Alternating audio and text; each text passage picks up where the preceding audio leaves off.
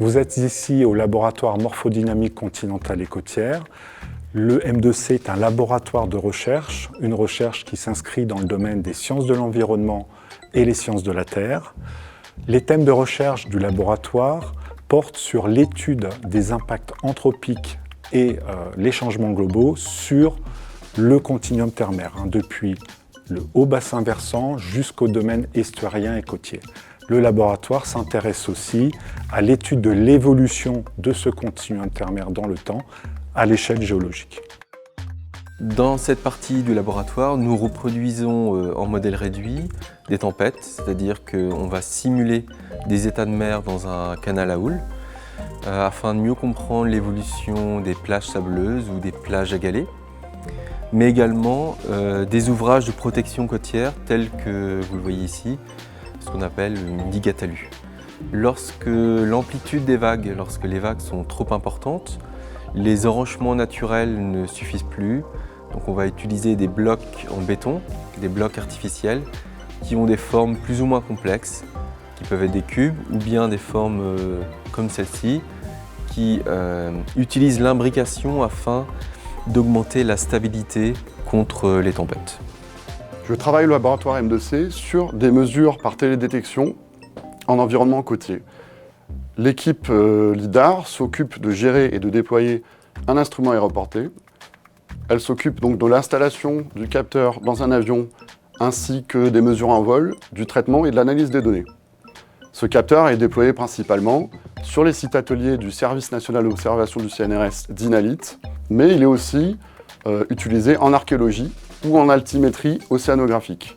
La grande quantité de points générés par cet instrument nous a incité à approfondir des méthodes par apprentissage machine pour l'extraction automatique d'objets littoraux dans les nuages de points. Nous sommes dans le laboratoire du groupe Bentos. Le groupe Bentos étudie les habitats et les espèces benthiques, c'est-à-dire les espèces qui vivent à proximité du fond des océans, telles que les homards ou les crabes, ou encore les bivalves, telles que la coquille Saint-Jacques. Donc l'une de nos principales activités de recherche, c'est d'étudier les effets de diverses activités humaines, telles que l'extraction de granulats, le dépôt de sédiments ou encore la construction de parcs éoliens en mer sur les écosystèmes côtiers, en adoptant une approche écosystémique, c'est-à-dire qu'on va prendre en compte l'ensemble des compartiments qui constituent l'écosystème.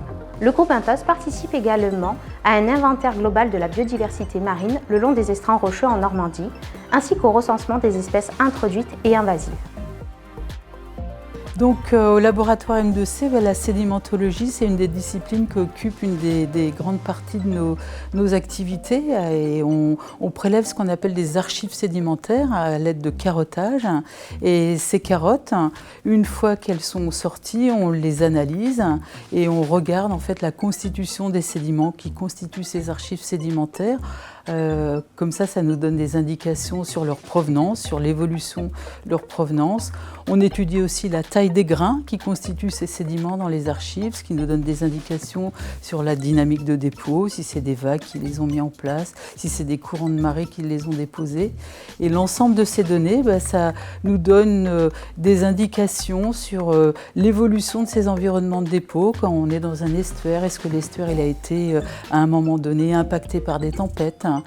Et de façon générale, toutes ces analyses qu'on fait sur les sédiments, ça nous permet de comprendre en fait quel est l'impact des variations climatiques sur les environnements côtiers. Alors, vous n'avez vu qu'une partie de nos activités, mais c'est bien sûr l'assemblage des différentes expertises du milieu continental et côtier qui nous permet de mieux comprendre le fonctionnement du continuum terre-mer et de contribuer à prédire son évolution dans le cadre des changements climatiques et anthropiques.